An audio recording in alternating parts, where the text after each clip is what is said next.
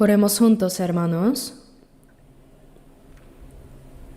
Nuestro Dios Padre Santo y misericordioso, que nos amas, tú tuviste piedad y amor por nosotros, aun cuando nos apartamos de ti en pecado. Cuando aún no te conocíamos, el Señor Jesucristo recibió en nuestro lugar la maldición y el juicio que nos correspondían. Moriste en nuestro lugar, y por la sangre preciosa que derramaste,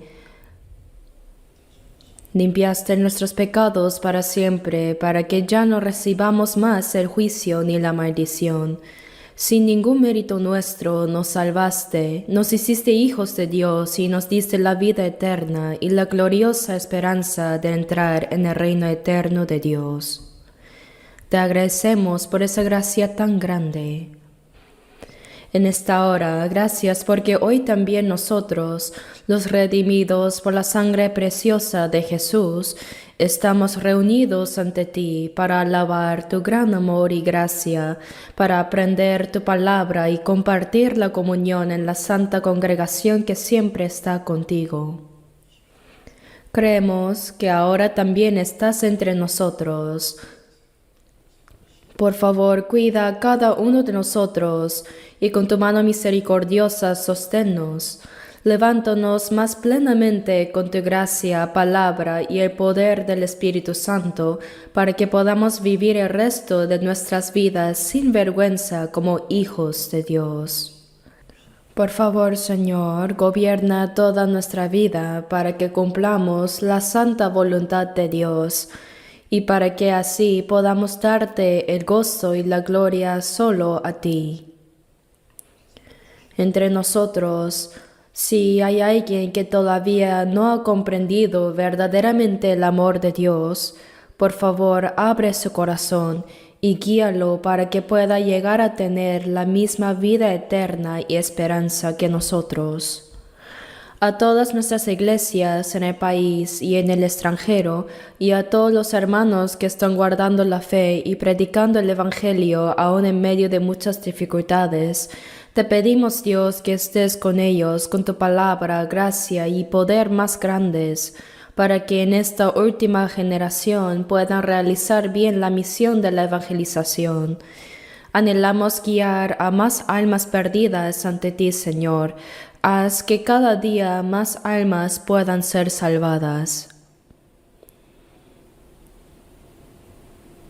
Señor, que nos enseñas la palabra necesaria en el momento oportuno y el camino a seguir, en esta hora también revélanos la santa palabra y voluntad que quieres mostrarnos. Señor, guíanos y enséñanos lo que dignamente debemos hacer. Hemos orado en el nombre de nuestro Señor Jesucristo. Amén. Busquemos la Biblia, Juan 15.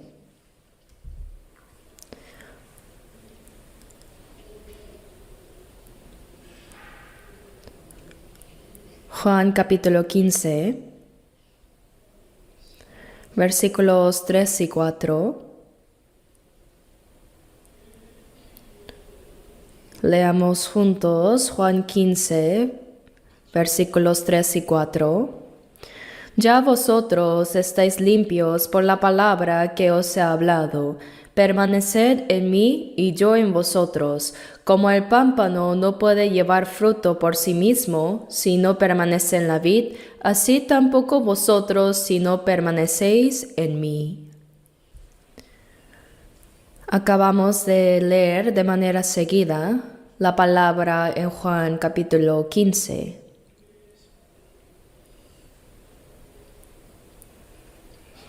Puesto que este pasaje explica muy bien qué es la vida del cristiano después de recibir la salvación, he puesto como título del mensaje de hoy como la vida que permanece en el Señor.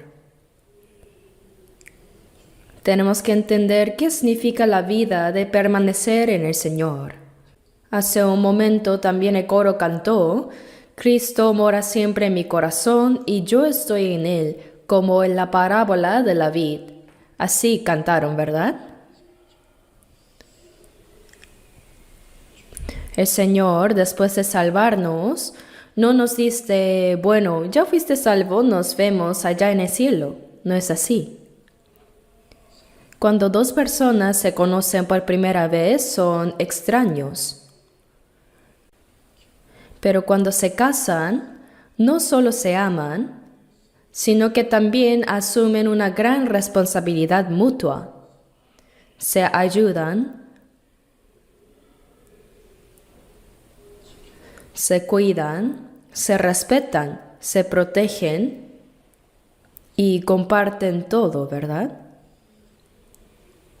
Así también después de ser salvos, el Señor llama a nuestra relación con Él como la vida que permanece en el Señor, y dentro de eso hay mucho contenido. Desde el día en que recibimos la salvación hasta el día en que entremos en el reino de Dios, el Señor que nos salvó nunca aparta sus ojos de nosotros. Él siempre nos cuida, nos ayuda, nos guía, nos protege y nos gobierna. Eso es lo que se llama la vida de permanecer en el Señor.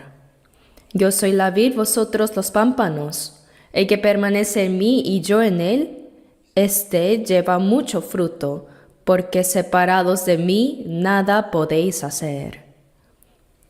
Estas breves palabras del Señor contienen un significado sumamente importante para nosotros.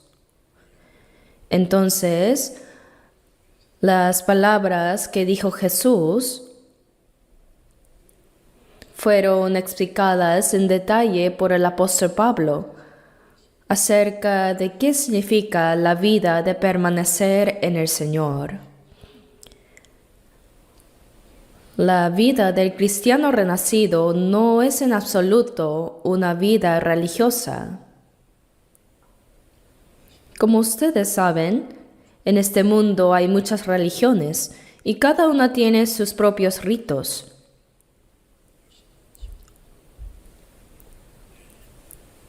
Hoy en día también, dentro del cristianismo, hay muchas denominaciones y muchos creyentes.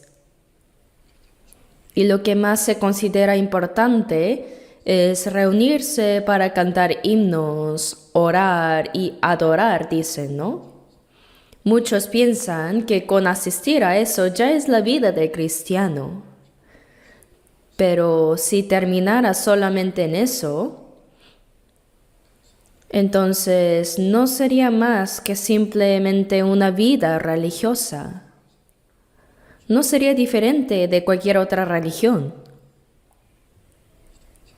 Nuestra vida como cristianos no es una vida religiosa. Cuando el Señor nos dice que permanezcamos en Él,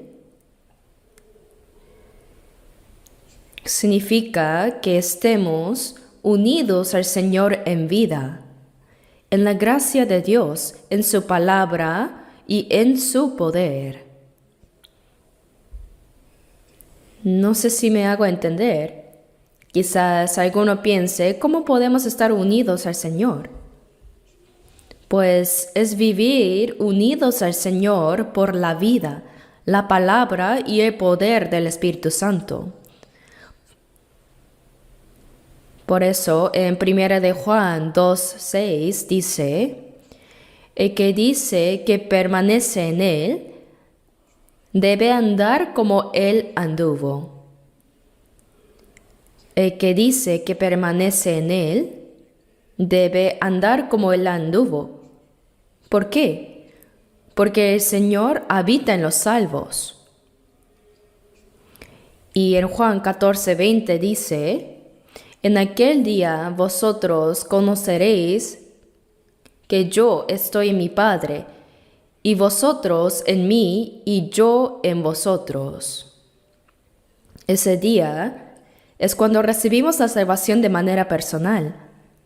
El Señor recibió la maldición y el juicio que debíamos recibir nosotros, murió en la cruz y con la sangre que derramó, perdonó eternamente nuestros pecados. Y al vencer el poder de la muerte y al resucitar, confirmó que Jesús es nuestro Salvador y así aseguró nuestra salvación. Pero si Jesús hubiera muerto en la cruz, pero no hubiera resucitado, no podríamos estar seguros de que realmente murió en nuestro lugar, de que realmente nos salvó o de que Él es el Cristo que nos redimió. Sí, no podríamos saber. Si Jesús no hubiera resucitado, ni una sola persona en este mundo podría creer en Él. Después de que Jesús murió en la cruz, los discípulos que lo habían seguido durante 3 años y medio se dispersaron. Judas Iscariote vendió a Jesús por 30 piezas de plata y al ser acusado por su conciencia se suicidó. Y el valiente Pedro, siguiendo a Jesús de lejos, cuando alguien dijo, «Este es discípulo de Jesús», él tuvo miedo de ser arrestado y muerto también, por eso lo negó 3 veces, ¿verdad? Los demás también abandonaron a Jesús y huyeron. Si Jesús no hubiera resucitado, ¿creen que alguien lo habría seguido? Nadie lo habría hecho. Pero al tercer día Jesús resucitó venciendo el poder de la muerte.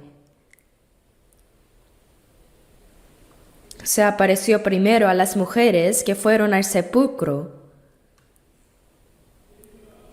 y les dijo, «Id pronto y decid a mis hermanos que he resucitado».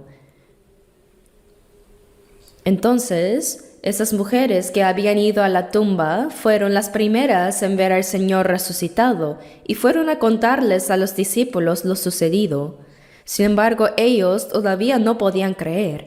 Aunque escuchaban a varios que decían haber visto al Jesús resucitado, aún no les resultaba fácil creer.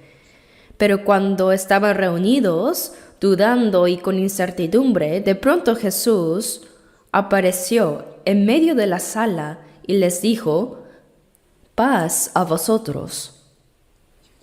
Los discípulos al principio pensaron, ¿será un espíritu? Por eso en Lucas 24:39 vemos que Jesús les mostró las marcas de los clavos en sus manos y la herida de la lanza en su costado, diciendo, «Un espíritu no tiene carne ni huesos como veis que yo tengo». Lo único que no tenía era la sangre, pero el cuerpo resucitado de Jesús tenía carne y huesos. El incrédulo Tomás dijo, «Solo con verlo no puedo creer, tengo que tocarlo. Si no viere en sus manos la señal de los clavos y metiere mi mano en su costado, no creeré». Entonces Jesús volvió a aparecerse a los discípulos y le dijo a Tomás, «Acerca tu mano». Tomás, aunque con vergüenza, lo tocó y respondió,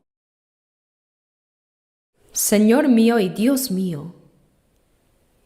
Jesús le dijo, «¿Por qué me has visto, Tomás, creíste? Bienaventurados los que no vieron y creyeron». Nosotros no lo vimos con nuestros ojos, pero creemos por los muchos testimonios que están en la Biblia. Creemos que Jesús murió en nuestro lugar como sacrificio expiatorio, que perdonó para siempre nuestros pecados y que venció el poder de la muerte resucitando. Nosotros creemos a través de la palabra. Desde el momento en que comprendimos la gracia de Dios y recibimos la salvación, la relación entre el Señor y nosotros es inseparable. El Señor está en mí y yo estoy en Él. Yo soy la vid, vosotros los pámpanos. La vid y los pámpanos no pueden separarse. La vid no puede dar frutos sin los pámpanos, y los pámpanos sin la vid tampoco pueden dar fruto. Es una relación absoluta. Nuestra relación con el Señor es que desde el momento en que Él nos salvó hasta que entremos en el reino de Dios, el Señor siempre está con nosotros. En aquel día vosotros conoceréis que yo estoy en mi Padre y vosotros en mí y yo en vosotros. ¿Qué significa que estemos en Él?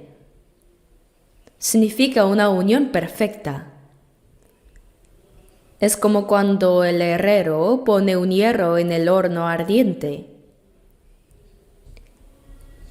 El hierro entra en el fuego y al poco tiempo el fuego entra en el hierro y entonces se enrojece completamente.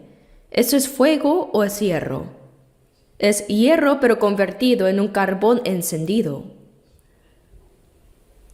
El fuego y el hierro se han hecho uno. Así también el Señor en mí y yo en el Señor. No podemos separarnos de Él. Es una unión y tal vez sea difícil de comprender, pero el Señor mismo lo dijo. Desde el día en que recibimos la salvación, el Señor está con nosotros. ¿Quién es Jesús? Él es igual a Dios, el creador del universo y de todas las cosas. Por eso en Génesis 1:1 dice, en el principio creó Dios los cielos y la tierra. En esa creación estaban presentes el Padre, el Hijo y el Espíritu Santo, el Dios Trino. Y en Proverbios 8:30 se expresa así, con Él estaba yo ordenándolo todo. Ahí Jesús mismo habla de cómo estaba con el Padre en la creación, gozándose con Él. Jesús es Dios mismo, igual al Dios. Es Dios mismo. En Filipenses 2, a partir del versículo 6 dice, el cual, siendo en forma de Dios, no estimó el ser igual a Dios como cosa que aferrarse, sino que se despojó a sí mismo, tomando forma de siervo, hecho semejante a los hombres. El hecho de que Dios se haya hecho como hombre es algo mucho más sorprendente que si un ser humano se convirtiera en una hormiga. Imaginen que un hombre se hiciera hormiga y entrara en el mundo de las hormigas diciéndoles, yo era hombre, pero por ustedes me hice hormiga por un tiempo. ¿Tiene sentido eso? ¿Podrían las hormigas comprender algo así? Pues esto es aún más asombroso. Aquel que es igual a Dios dejó su lugar y tomando forma de siervo, hecho semejante a los hombres, dice, Jesús no es un simple hombre. Él es Dios absoluto y eterno que creó los cielos y la tierra. Él es Dios. En Filipenses 2:8 dice, y estando en la condición de hombre, se humilló a sí mismo haciéndose obediente hasta la muerte y muerte de cruz. Se humilló hasta morir como sacrificio expiatorio en nuestro lugar. Vino a esta tierra según la voluntad del Dios Padre, obedeciendo en todo a su palabra hasta la muerte misma. Así, Él cumplió la obra de nuestra salvación. Pero ¿creen que después de salvarnos nos diría, ahora nos vemos en el cielo y nos dejaría así? No. Imaginemos que alguien vende toda su riqueza para comprar aquello que tanto deseaba. ¿Creen que lo dejaría en cualquier lugar entonces? ¿Lo trataría de cualquier manera? Lo cuidaría como lo más precioso, protegiéndolo para no perderlo, ¿verdad?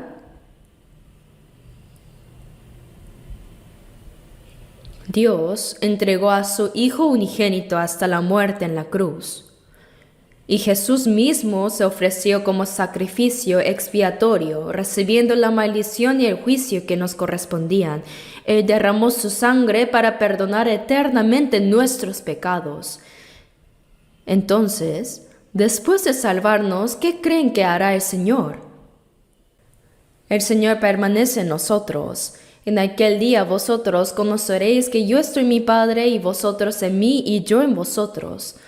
Los salvos estamos en el Señor y eso no significa solo asistir a un templo o un edificio de la iglesia. Quiere decir que el Señor está realmente en mí, es una unión inseparable.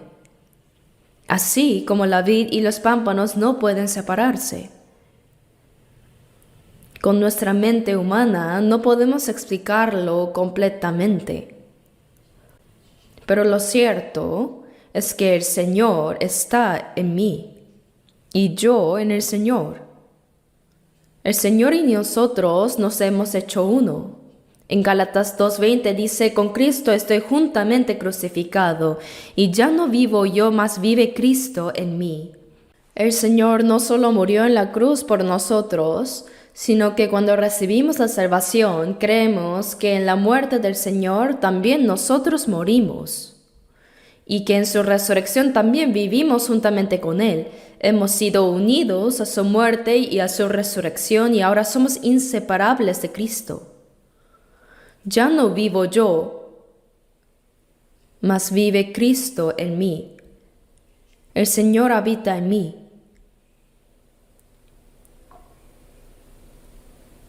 Él es mi vida eterna y nunca nos abandonará. Eso es lo que significa permanecer en el Señor.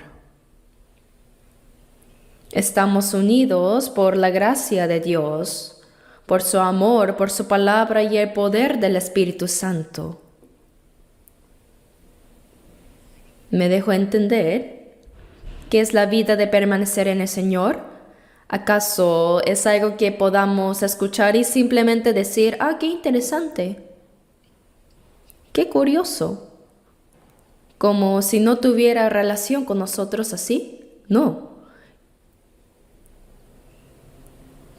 El que ha nacido de nuevo está ahora envuelto en la gracia espiritual de Dios. Está envuelto en la vida. Abramos ahora la Biblia. Busquemos 1 de Juan, capítulo 1. 1 de Juan, capítulo 1, versículos 3 y 4. Versículos 3 y 4 leamos juntos. Lo que hemos visto y oído, eso os anunciamos, para que también vosotros tengáis comunión con nosotros, y nuestra comunión verdaderamente es con el Padre y con su Hijo Jesucristo. Estas cosas os escribimos para que vuestro gozo sea cumplido. El que escribió esta epístola fue el apóstol Juan, uno de los 12 discípulos de Jesús, llamado el discípulo amado. El propósito del San Juan fue que creamos que Jesús es el Cristo, el Hijo de Dios, y que creyendo tengamos vida en su nombre. Pero el propósito de la primera carta de Juan es que ahora los salvos, dice, tengáis comunión con nosotros. Esa comunión es lo que llamamos hoy compañerismo y en inglés fellowship. Es una comunión santa. Es una comunión con Dios. Nuestra comunión verdaderamente es con el Padre y con su Hijo Jesucristo. Cuando recibimos la salvación, los cristianos tenemos comunión unos con otros. Y llegamos a ser parte de esa congregación santa. Desde entonces, también nosotros podemos llamar a Dios nuestro Padre. Como dice Padre nuestro que estás en los cielos. Y Juan 20:17 dice, subo a mi Padre y a vuestro Padre. Así en la vida eterna ahora tenemos una relación especial establecida. Y desde ese momento empieza la comunión. Es el compañerismo entre los cristianos salvos. Hermanos, no tomen la comunión como algo común.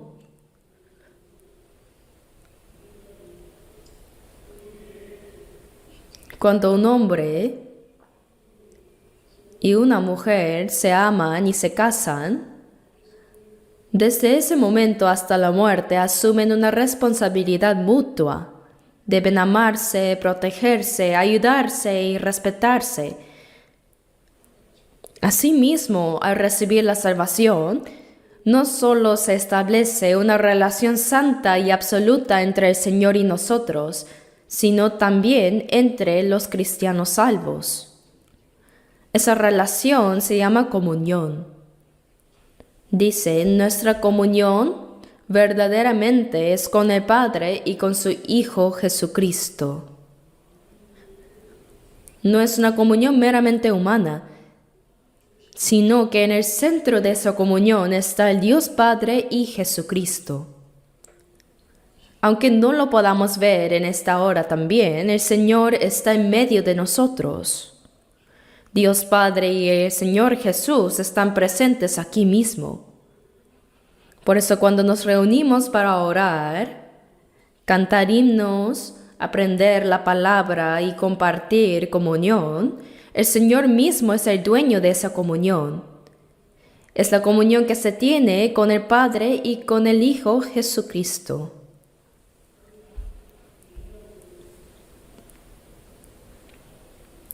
Ahora busquemos 1 de Juan 4, versículo 12.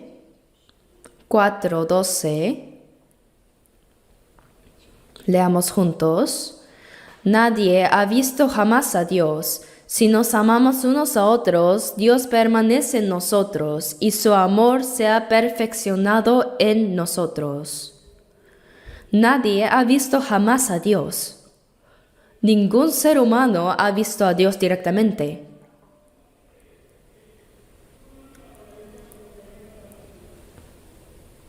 Jesús vino en forma de hombre, pero ver a Jesús en su apariencia humana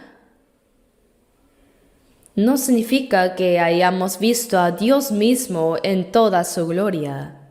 El hombre no puede contemplar a Dios directamente, pero dice, si nos amamos unos a otros, ese amor mutuo se refiere a la comunión entre los cristianos salvos, y esa comunión, la comunión entre los cristianos, no es un compañerismo humano, sino un amor como el que el Señor nos tuvo.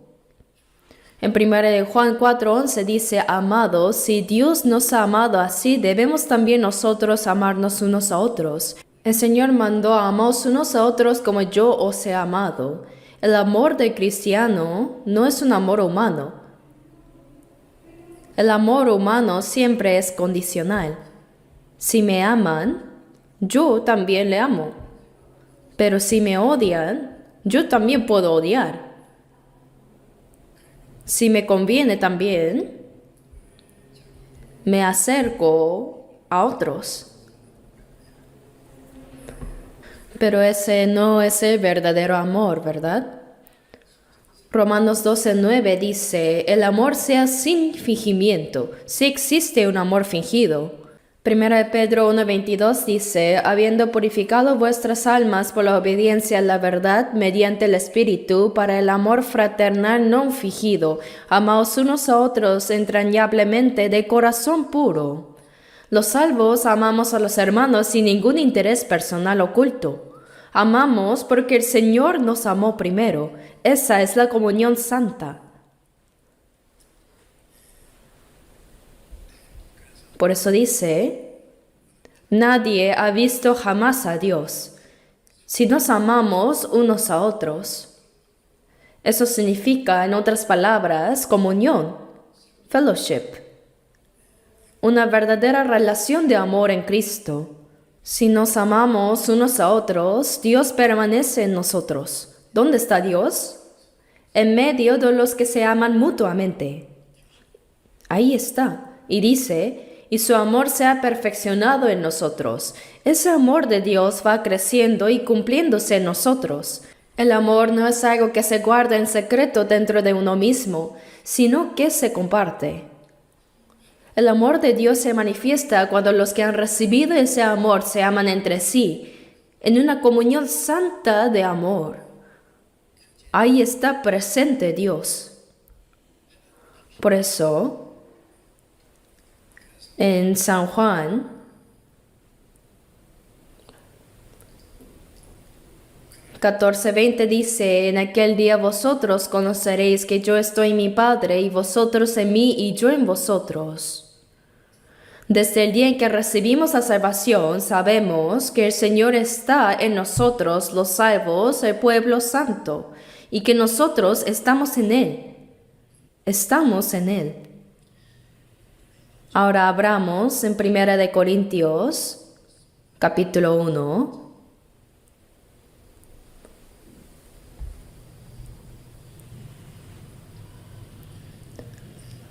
Leamos juntos 1 Corintios 1, versículo 9. 9.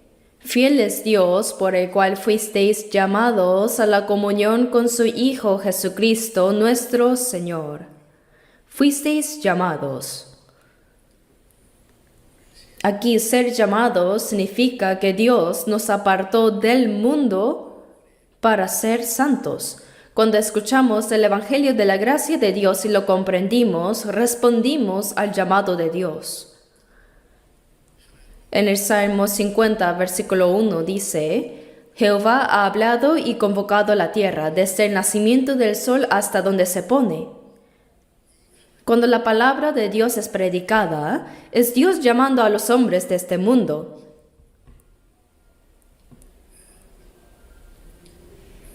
En Isaías 45:22 también dice, mirad a mí, y sed salvos todos los términos de la tierra, porque yo soy Dios y no hay más. Dios está llamando así a todos los pueblos de la tierra. Ese llamado es para salvarnos. Cuando comprendimos la gracia de Dios y recibimos la salvación, respondimos a su llamado. Dice, así que fuisteis llamados. Esto significa que por su palabra de gracia Dios nos separó. Ese llamado es la salvación. Y dice, fuisteis llamados a la comunión con su Hijo Jesucristo nuestro Señor. Después de ser salvos, ¿qué sucede? Inmediatamente hay comunión con el Señor. El Dios que nos salva también nos lleva a la comunión con su Hijo Jesucristo. En este mundo se dice que vivimos en una sociedad de relaciones, ¿no? Cuando nace un niño, inmediatamente empieza la comunión con su papá, mamá, hermanos, tíos y su familia. Así también, cuando recibimos la salvación, comienza nuestra comunión con nuestro Señor Jesucristo. Con significa junto con, juntos. En este mundo, las personas se reúnen con los de su misma clase, los ricos entre los ricos, y los que tienen oficios, trabajos similares,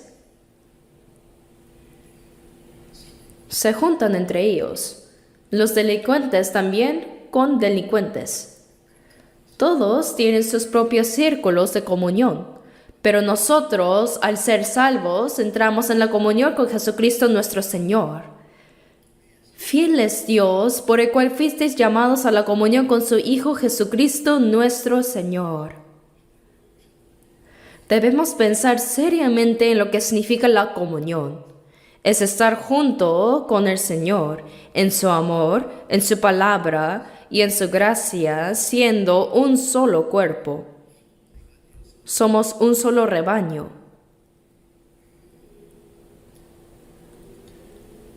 Ahora busquemos Romanos 12,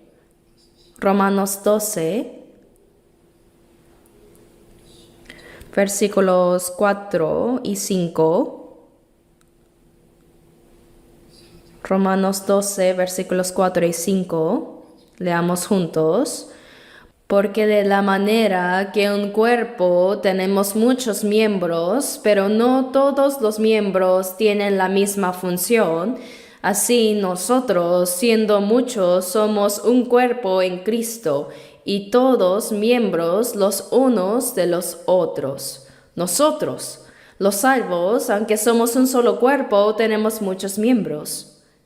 En nuestro cuerpo hay ojos, boca, manos, pies, y dentro del cuerpo hay muchos órganos invisibles también, ¿verdad? Así dice, en un cuerpo tenemos muchos miembros, pero no todos los miembros tienen la misma función. Cada uno cumple una función distinta. Así nosotros, siendo muchos, somos un cuerpo en Cristo, y todos miembros los unos de los otros. Los que hemos sido salvos ahora formamos un solo cuerpo en Cristo por su vida, su palabra y por su Espíritu Santo. Y cada uno de nosotros cumple la función de un miembro, y cada miembro tiene su función particular. En 1 Corintios, capítulos 12 y 14, vemos que también los dones son diversos. En la iglesia no todos pueden ser pastores, ni todos pueden hacer el mismo trabajo que otro hace. Cada uno debe hacer la labor que le corresponde, la que puede hacer. Si alguien quiere hacer lo que no puede hacer, eso es orgullo. Cada miembro debe realizar naturalmente lo que le corresponde. La mano debe hacer el trabajo de mano, eso es natural. Cuando el pie hace la labor del pie, eso es algo obvio. Pero si la mano dijera a la boca, oye, ¿por qué tú solo comes? Yo también quiero probar, y empezar a masticar la comida como la boca, eso no tendría sentido. Así también, cada uno de nosotros debe hacer naturalmente lo que le corresponde. Eso es cumplir nuestro rol como miembros dentro del cuerpo de Cristo, que es la Iglesia. Todos nosotros somos útiles y valiosos. Ahora busquemos Juan capítulo 10, versículo 16.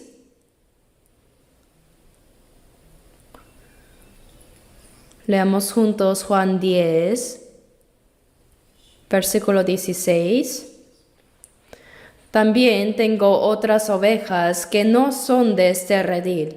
Aquellas también debo traer, y oirán mi voz, y habrá un rebaño y un pastor. En Juan 10, Jesús dice que Él es el buen pastor. Dijo, yo soy el buen pastor. El buen pastor su vida da por las ovejas. El Señor, como buen pastor, entregó su vida por nosotros para salvarnos.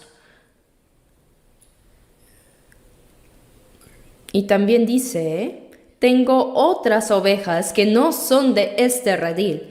El primer redil eran los judíos. Los 12 discípulos de Jesús eran judíos. Y la mayoría de los primeros creyentes de la iglesia primitiva eran judíos de Israel. Pero las otras ovejas que no son de este redil se refieren a los gentiles. Con esto, el Señor declara que también a los gentiles debe llegar el Evangelio. Aquellas también debo traer. Significa que también los gentiles deben recibir el Evangelio y ser salvos. Dice, y oirán mi voz. Los gentiles también oirán la voz del Señor. Y habrá un rebaño y un pastor. Los salvos, sean judíos o gentiles, no hay distinción. Dice, y oirán mi voz, y habrá un rebaño y un pastor. Ahora forman un solo rebaño. Los salvos escuchan la voz de ese único pastor y lo siguen. Ahora debemos aclarar algo, que el pastor humano de la iglesia no es el pastor en sentido absoluto. No es que no sea pastor, sino que la Biblia enseña que el príncipe de los pastores es Jesús. Es Jesús. Y los pastores de la iglesia cumplen la función de cuidar al rebaño en nombre del príncipe de los pastores. En 1 de Pedro 5, versículos 3 y 4 dice: y cuando aparezca el príncipe de los pastores, vosotros recibiréis la corona incorruptible de gloria. Por eso dice, habrá un rebaño y un pastor. Siendo un rebaño, seguimos la voz de un pastor que es Jesús. Nuestro único pastor es Jesús. Por más que un hombre predique bien palabras espirituales, no puede ser el verdadero pastor. Solo está desempeñando el trabajo de pastor en lugar del verdadero que es Jesús, el príncipe de los pastores. Por eso somos un rebaño con un solo pastor, quien es Jesús. Ahora, busquemos Efesios 2, versículo 19. Leamos juntos Efesios 2, versículo 19. Así que ya no sois extranjeros ni advenedizos, sino conciudadanos de los santos y miembros de la familia de Dios. Así que ya no. El apóstol Pablo está hablando aquí a los creyentes de Éfeso. La iglesia de Éfeso era una iglesia de gentiles. Pablo, siendo judío, fue llamado como apóstol de los gentiles y les dice: ya no sois extranjeros. En algunos edificios se coloca un letrero que dice prohibida la entrada a personas ajenas, ¿verdad? Entonces uno se da cuenta, yo soy un extraño, no puedo entrar porque no soy de aquí. Pero Pablo dice a los creyentes de Éfeso, que eran gentiles y ahora salvos, ya no sois extranjeros ni advenedizos. No son forasteros, tampoco simples visitantes, sino conciudadanos de los santos. En Filipenses 3:20 dice: mas nuestra ciudadanía está en los cielos. Cuando recibimos la salvación, nuestra verdadera ciudadanía está en el cielo. Sí, nacimos en esta tierra. Algunos en Corea, otros en otros países, y cada uno así tiene una ciudadanía terrenal. Pero, al recibir la salvación, nuestra verdadera ciudadanía está en el cielo. En realidad, desde ese momento en este mundo somos extranjeros, porque nuestra patria está arriba. Como dijo el apóstol Pablo, nuestra patria está allá arriba en los cielos. Somos conciudadanos de los santos y miembros de la familia de Dios. Somos la familia de Dios. Los salvos somos ciudadanos del cielo y al mismo tiempo miembros de la familia de Dios. Cuando una familia se reúne, siente orgullo, identidad y alegría de pertenecer a la misma casa, ¿verdad? De la misma manera, nosotros somos ciudadanos del cielo y parte de la familia de Dios. ¿Qué palabras tan preciosas son estas? Somos familia de Dios. Por eso, hermanos, después de recibir la salvación, no debemos tomar a la ligera la comunión. Somos hijos de Dios que compartimos la vida eterna y la esperanza, y podemos llamar a Dios nuestro Padre. Somos hermanos. Somos una familia en Dios y viviremos juntos para siempre en el cielo. Vivir en esta tierra es solamente un proceso para entrar en el mundo eterno. Dios nos salvó para que vivamos eternamente con Él en su reino. Nosotros viviremos juntos para siempre en el cielo. Somos la familia de Dios. El Señor está siempre con nosotros. Cuando Jesús estuvo en este mundo, dentro de su cuerpo estaba el Padre Dios. Jesús dijo en Juan 10:30, yo y el Padre uno somos. Siempre afirmaba que el Padre estaba en él. Y ahora, la Biblia dice que los creyentes somos el cuerpo de Cristo. ¿Y quién habita en ese cuerpo? El Señor mismo.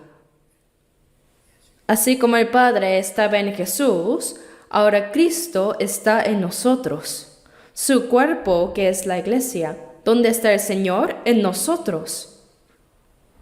El Señor no está lejano allá. No es que estamos viviendo aquí solos, llevando una vida religiosa. No es eso. El Señor está directamente con nosotros. Él dijo en Juan 14:20, vosotros en mí y yo en vosotros. El Señor siempre está con nosotros. Está en medio de nuestro grupo y también en cada uno de nosotros. Por eso hasta que entremos en el reino de Dios, Él nos gobierna, nos guarda y nos cuida. Ahora busquemos Mateo 28:20. Mateo 28, versículo 20. Leamos juntos el versículo 20.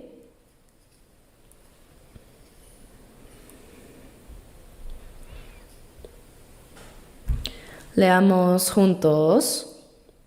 Enseñándoles que guarden todas las cosas que os he mandado.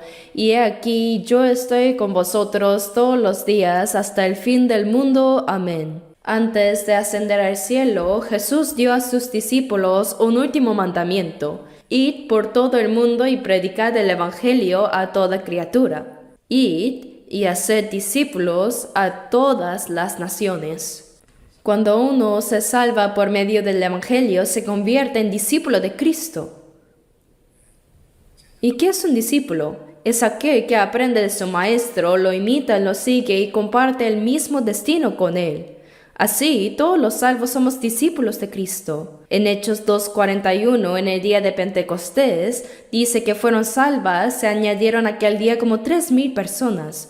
Luego, en Hechos 4:4 dice que el número de los varones era como 5,000. Todos ellos son discípulos. El verdadero discípulo de Cristo aprende del Señor, lo imita, lo sigue y comparte su destino. Por eso, el Señor dijo en Mateo 28:19, id y haced discípulos a todas las naciones, bautizándolos en el nombre del Padre y del Hijo y del Espíritu Santo. Si alguno ha recibido la salvación, pero aún no se ha bautizado, debe hacerlo. Es necesario bautizarse porque también eso es obediencia. El bautismo es la confesión pública de que hemos muerto con Cristo, que fuimos sepultados con Él y que hemos resucitado para vivir una nueva vida con Él. Es un testimonio delante de Dios y de los hombres. El Señor dijo, enseñándoles que guarden todas las cosas que os he mandado. Los salvos deben aprender la palabra del Señor, enseñarla y obedecerla. Y añadió, he aquí, yo estoy con vosotros todos los días hasta el fin del mundo. Esto significa que el Señor no está lejano solo en el cielo. No, Él está con nosotros en este mismo momento. ¿Hasta cuándo? Hasta el fin del mundo. El Señor está con nosotros para guardarnos, para protegernos, guiarnos, para ayudarnos y gobernarnos. A veces también nos prueba y nos disciplina. Esto es para hacernos personas dignas de entrar en el reino de Dios y en su gloria eterna. Sí, hemos recibido la salvación, pero todavía tenemos muchas debilidades. Nuestra carne sigue siendo débil. Aunque somos hijos de Dios, a veces no vivimos de manera digna, ¿cierto? Incluso podemos hacer cosas que un cristiano no debería hacer, porque aún tenemos muchas áreas de nuestra naturaleza carnal sin transformar. Por eso, después de la salvación, el Señor permanece con nosotros. Él nos ayuda, nos prueba. También nos disciplina y nos moldea para hacernos aptos para entrar en la gloria de Dios, poco a poco. Después de ser salvo, cuando uno participa normalmente de la comunión en la iglesia, al pasar 1, 2, 3 años sin darse cuenta, se convierte en un cristiano maduro. Su fe va creciendo de manera natural. En 1 Pedro 2:2 dice: Desead como niños recién nacidos la leche espiritual no adulterada, para que por ella crezcáis para salvación. Los bebés no buscan otra cosa, solo piensan en la leche. Como el niño busca leche, nunca te olvidaré. De la misma manera, nosotros debemos anhelar la leche espiritual, que es la palabra de Dios. Así como el bebé anhela la leche, los salvos debemos anhelar leer la palabra, memorizarla y escucharla. Ese deseo debe estar en nosotros. Y dice, para que por ella crezcáis para salvación. Eso significa que hay un crecimiento en la salvación. Es un proceso de cambio poco a poco para llegar a ser hijos de Dios dignos de su gloria. Ese crecimiento no se da de manera aislada, porque un bebé no puede crecer solo. Necesita el amor y el cuidado de toda la familia. Así también nosotros, dentro de la comunión cristiana, con la ayuda de los hermanos y alimentados por la palabra de Dios, vamos siendo transformados y nuestro hombre interior va creciendo. A veces Dios nos prueba. A veces Él nos disciplina. Pero todo con el propósito de formarnos como personas aptas para entrar en su gloria. Sí, hemos recibido la salvación, pero aún somos insuficientes para la gloria de Dios. El cielo es un lugar de gloria eterna. Pero si entráramos ahí sin haber sido transformados, viviendo todavía según la carne, no podríamos soportarlo. Estaríamos fuera del lugar. Por eso, poco a poco, Dios nos va transformando y moldeando para que lleguemos a ser personas aptas para entrar en su gloria. ¿Sí? Eso es lo que hace Dios en la comunión. Él no nos salva para luego dejarnos solos, como diciendo, ahora te toca hacer todo. No. Dios nos cuida constantemente como una madre. Una madre no abandona a su bebé después de nacer, sino que lo alimenta, lo viste, lo baña, lo cuida para que crezca sano y llegue a ser una persona íntegra y madura también, ¿verdad? Así también Dios, después de salvarnos, nos gobierna, nos ayuda y nos moldea hasta que lleguemos a ser aptos para entrar en su gloria.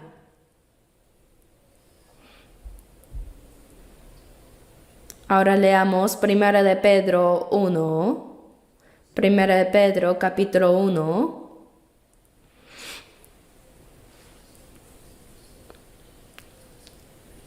Desde el versículo 3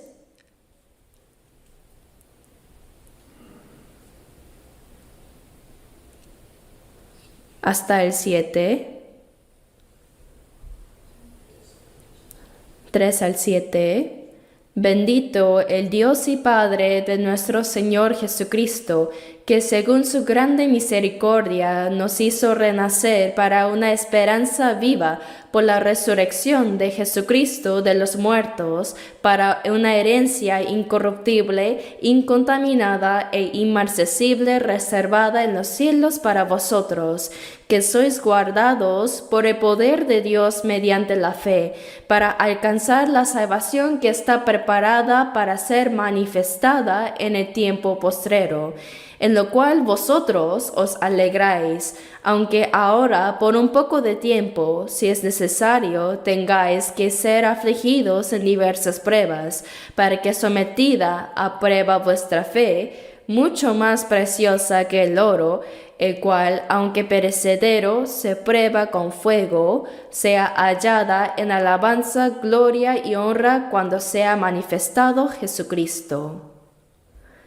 Este pasaje contiene un mensaje muy precioso. En el versículo 3 dice, el Dios y Padre de nuestro Señor Jesucristo, que según su grande misericordia, Dios nos salvó por misericordia, es decir, por compasión de nosotros. Dice, nos hizo renacer para una esperanza viva por la resurrección de Jesucristo de los muertos. Hemos nacido de nuevo por la muerte y la resurrección de Jesucristo. En Juan 3:5 Jesús dijo, de cierto te digo que el que no naciere de agua y del Espíritu no puede entrar en el reino de Dios. Algunos interpretan el agua como el bautismo en agua y el Espíritu como una experiencia emocional o un sentimiento especial, pero no es así. El agua y el Espíritu significan la muerte y la resurrección de Jesucristo. Cuando creemos, confesamos, he muerto con Cristo, he sido sepultado con Él y he resucitado junto con Él. Eso es recibir un bautismo espiritual. Jesús mismo fue bautizado en el río Jordán. ¿Por qué razón Él, siendo sin pecado, necesitaba bautizarse? Porque el bautismo de Jesús representaba su futura muerte, sepultura y resurrección por nosotros. Cuando Jesús salió del agua, dice Mateo 3:16, que los cielos le fueron abiertos y vio el Espíritu de Dios que descendía como paloma. Eso significa que por la muerte y la resurrección de Cristo, la puerta del cielo que antes estaba cerrada fue abierta para nosotros. Cuando Jesús murió y resucitó, los cielos se abrieron. El hecho de que el Espíritu Santo descendiera como paloma sobre la cabeza de Jesús fue una señal para mostrarnos que en adelante el Espíritu Santo vendría sobre todos los que recibieran la salvación. Y hubo una voz de los cielos que decía, este es mi Hijo amado, en quien tengo complacencia. Estas palabras no solo fueron para Jesús, sino también para todos los que recibiríamos la salvación en Él. Por la muerte y resurrección de Jesús hemos nacido de nuevo. Su muerte corresponde al agua, que representa la justicia de Dios, morir y ser sepultados con Cristo, y su resurrección corresponde al Espíritu, que es vivir juntamente con Él. Así se cumple lo que dice nacer de nuevo de agua y de Espíritu.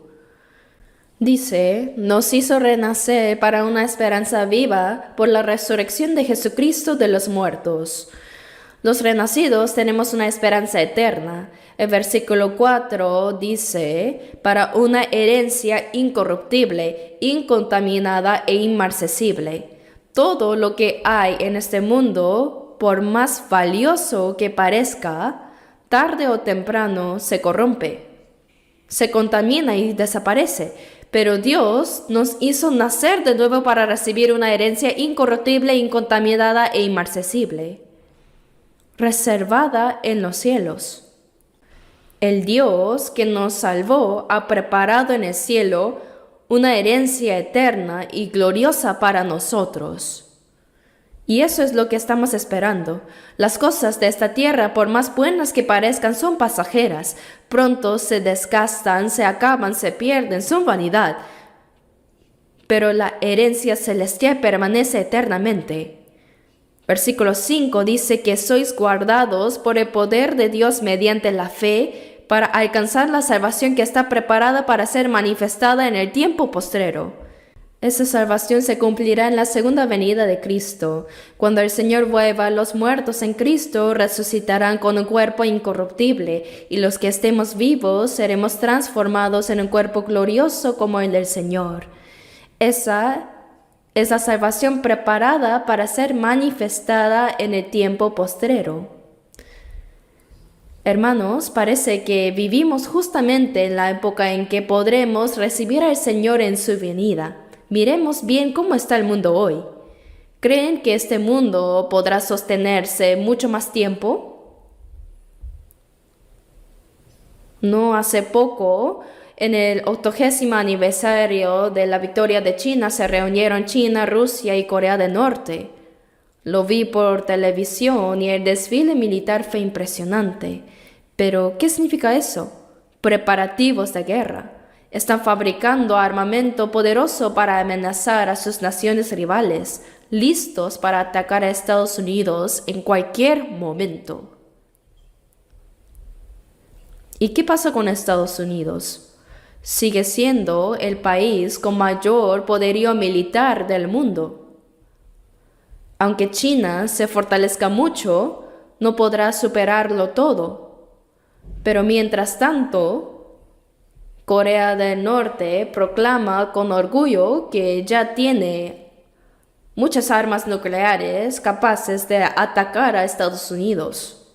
¿Realmente creen que este mundo podrá continuar por mucho más tiempo? Si estalla una sola bomba nuclear en cualquier lugar, todas se estallarán en cadena.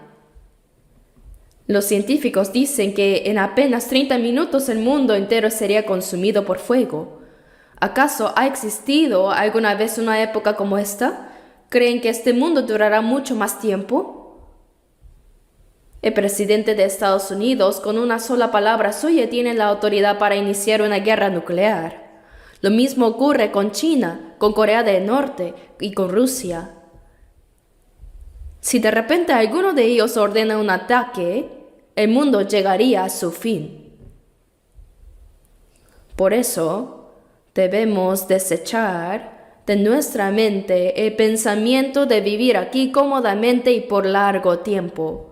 No estamos para disfrutar de este mundo como si fuera eterno. Debemos anhelar el regreso del Señor, porque el día en que el mundo termine será para nosotros el día de entrar en el reino eterno de Dios. 1 Pedro 1:5 dice que sois guardados por el poder de Dios mediante la fe para alcanzar la salvación que está preparada para ser manifestada en el tiempo postrero. Sí, somos guardados por el poder de Dios hasta el día en que el Señor vuelva y recibamos esa salvación final. El versículo 6 dice, en lo cual vosotros os alegráis, aunque ahora, por un poco de tiempo, si es necesario, tengáis que ser afligidos en diversas pruebas. Después de ser salvos, enfrentamos diversas pruebas, pero dice, os alegráis. Los cristianos salvos también enfrentan aflicciones y pruebas. ¿Por qué? Para ser entrenados. El versículo 7 dice, para que sometida a prueba vuestra fe, mucho más preciosa que el oro, el cual aunque perecedero, se prueba con fuego. Hermanos, aunque ya somos salvos, nuestra fe necesita ser probada y purificada. Una fe que no ha sido probada fácilmente se derrumba con cualquier dificultad. Ante un pequeño problema no sabe cómo reaccionar. Eso es porque esa fe aún no ha sido refinada. Dice, para que sometida a prueba vuestra fe, mucho más preciosa que el oro, el cual, aunque perecedero, se prueba con fuego, sea hallada en alabanza, gloria y honra cuando sea manifestado Jesucristo. para que cuando nuestra fe sea refinada podamos recibir la alabanza, gloria y honra ante el Señor. Dios nos ha dejado en este mundo después de salvarnos para probarnos y refinarnos, y de ese modo formarnos como personas dignas de entrar en la gloria de su reino. Ahora, busquemos el Salmo 48. Salmo capítulo 48, versículo 14.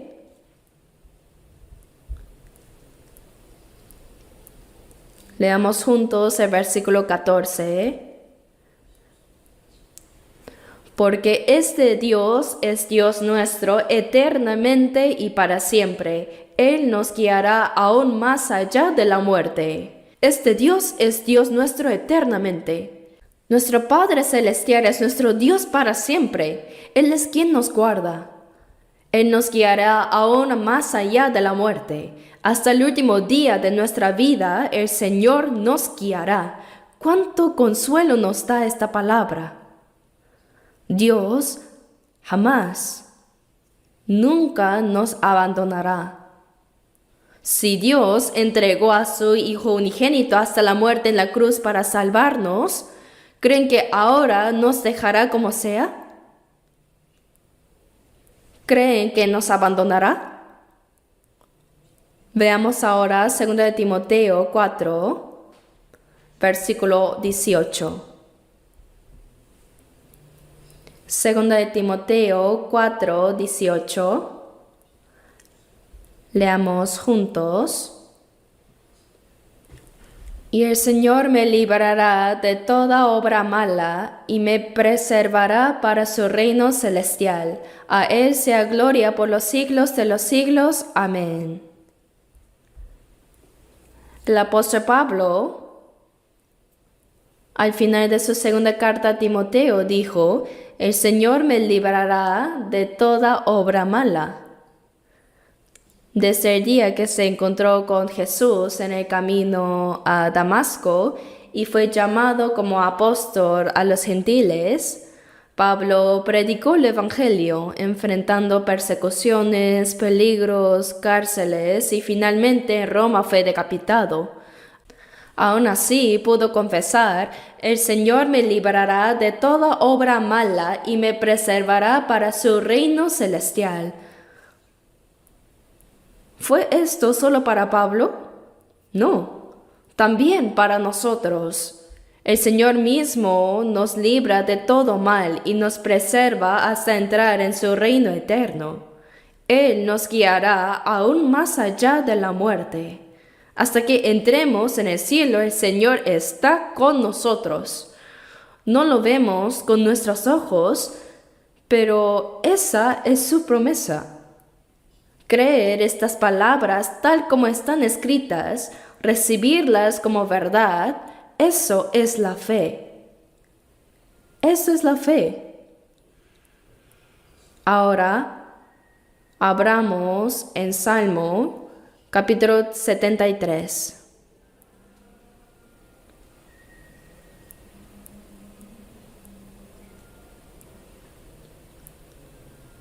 Salmo 73, versículo 24. Leamos juntos el versículo 24. 73, versículo 24. Me has guiado según tu consejo, y después me recibirás en gloria. Me has guiado según tu consejo. Mientras vivimos en esta tierra, el Señor nos guía con su consejo y palabra. Dice: y después me recibirás en gloria. Ahora somos guiados con la palabra,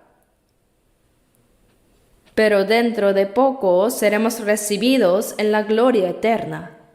No debemos imaginar el cielo como la vida terrenal. Cuando lleguemos allá al cielo, los ejércitos celestiales y los ángeles estarán rodeándonos, acompañándonos y nosotros entraremos en la gloria de Dios.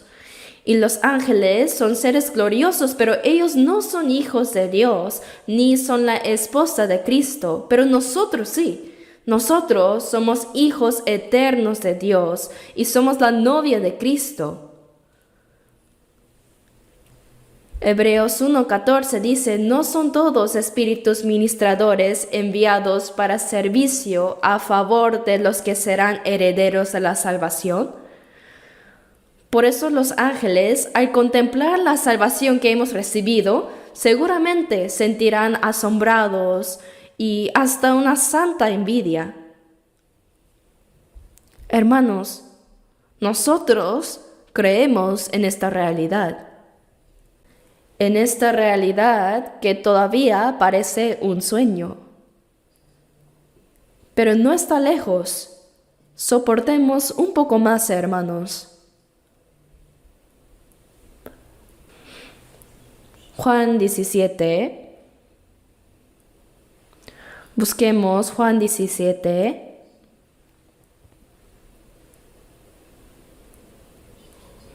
Desde el versículo 15 hasta el 17,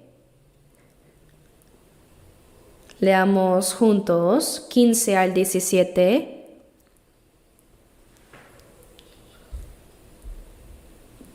Leamos juntos, lentamente. No ruego que los quites del mundo, sino que los guardes del mal. No son del mundo, como tampoco yo soy del mundo. Santifícalos en tu verdad, tu palabra es verdad.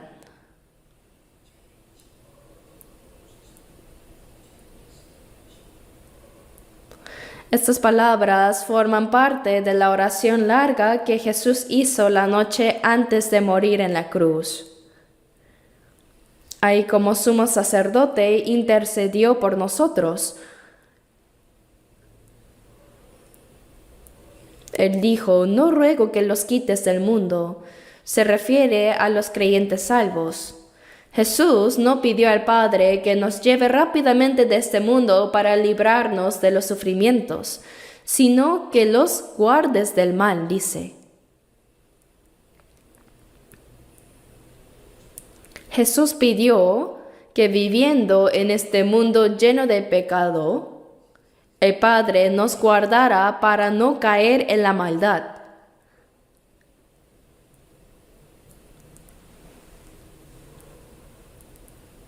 Este mundo está lleno de corrupción, está lleno de pecado, pero en medio de él los cristianos somos como diamantes, como piedras preciosas que resplandecen. Así nos ve Dios, como personas apartadas del pecado. Que los guardes del mal. Jesús oró para que Dios nos guardara a no caer en el mal.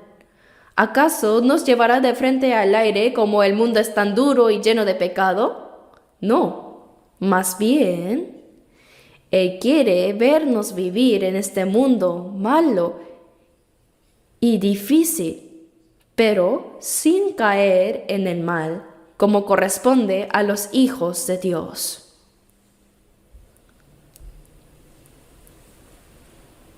Luego dijo, santifícalos en tu verdad, tu palabra es verdad.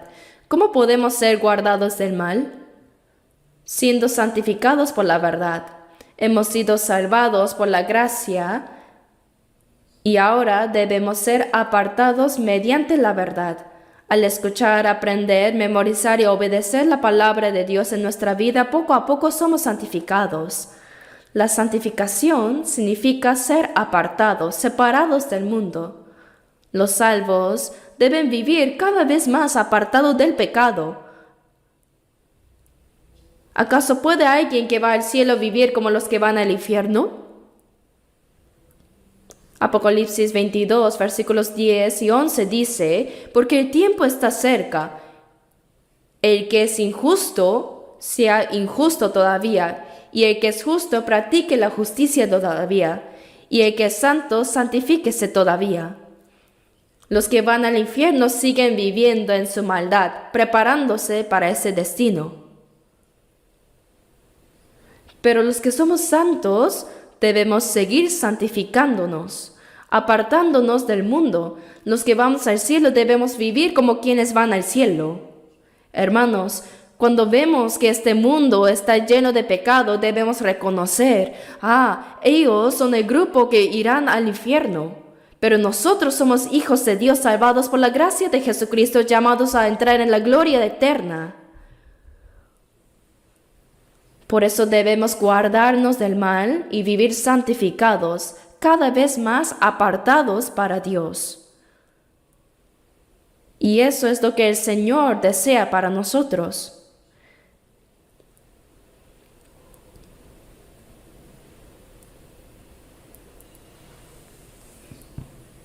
En el Antiguo Testamento vemos enseñanzas a través del pueblo escogido de Dios, Israel. Antes de que los israelíes vivieran como pueblo de Dios, descendieron a Egipto para escapar del hambre. Pero ahí terminaron convertidos en esclavos bajo el faraón y sirvieron como esclavos durante 400 años.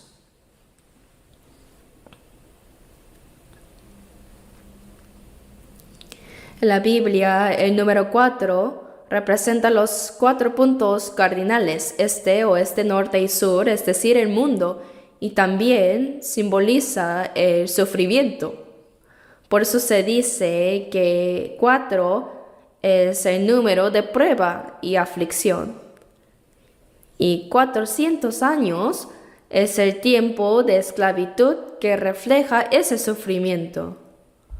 El faraón de Egipto representa al diablo, a Satanás, el príncipe de este mundo. Y la esclavitud de Israel bajo el faraón representa la condición miserable de todos los hombres, esclavos bajo el poder del pecado y de la muerte.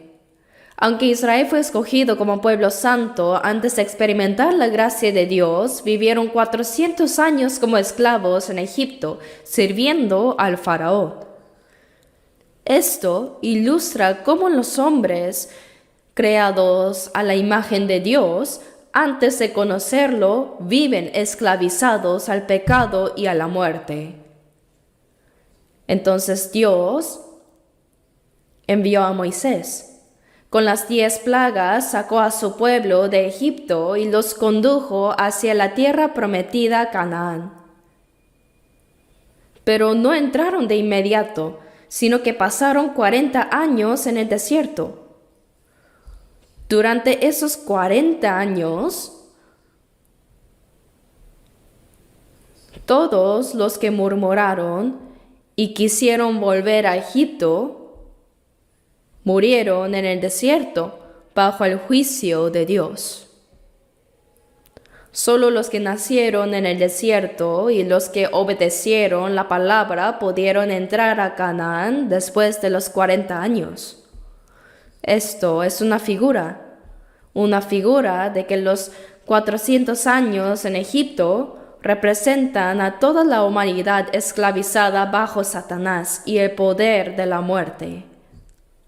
Moisés es una figura de Cristo.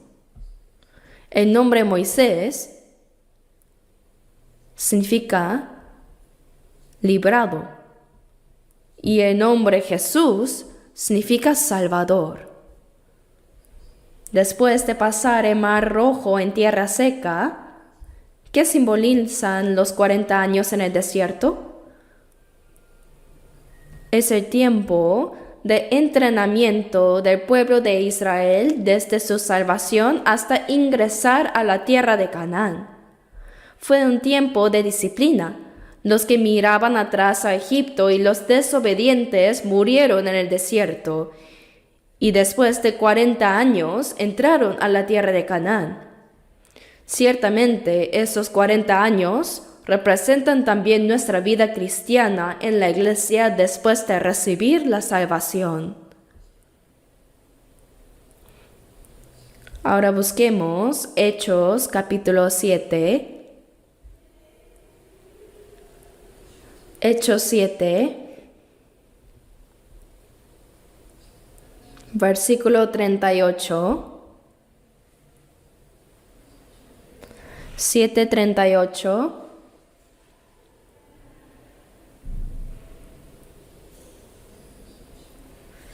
Leamos juntos Hechos 7:38. Este es aquel Moisés que estuvo en la congregación en el desierto con el ángel que le hablaba en el monte Sinaí y con nuestros padres y que recibió palabras de vida que darnos. Aquí se menciona que durante los 40 años Israel estuvo con la congregación en el desierto. En el Antiguo Testamento no aparece la palabra iglesia como tal, pero aquí la congregación en la Biblia coreana está traducida como la iglesia. El pueblo de Israel estuvo 40 años en el desierto hasta llegar a la tierra de Canaán. En realidad, de Egipto a Canaán no toma mucho tiempo si va en línea recta, pero durante 40 años Dios los condujo hasta que murieran todos los desobedientes. Fue entrenando y disciplinando a aquellos que creían en su palabra, y la tierra de Canaán es una sombra del cielo eterno. Dice Moisés que estuvo en la congregación en el desierto y que recibió palabras de vida que darnos. El sufrimiento del pueblo de Israel, que sirvió como esclavo en Egipto durante 400 años, representa a todos los que no han recibido la salvación, pues están bajo todavía el poder de Satanás y de la muerte. El hecho de que Dios enviara a Moisés, que cayeran las 10 plagas sobre Egipto y que sacara a Israel, todo fue una prefiguración de la salvación que recibiríamos por medio de Jesucristo. Dios los sacó de Egipto y durante 40 años en el desierto los entrenó y disciplinó hasta que murieran los desobedientes. Luego, al entrar en la tierra de Canaán, eso simboliza la vida en la iglesia después de la salvación, donde somos formados y disciplinados. Todo esto nos fue mostrado de antemano a través de la historia de Israel.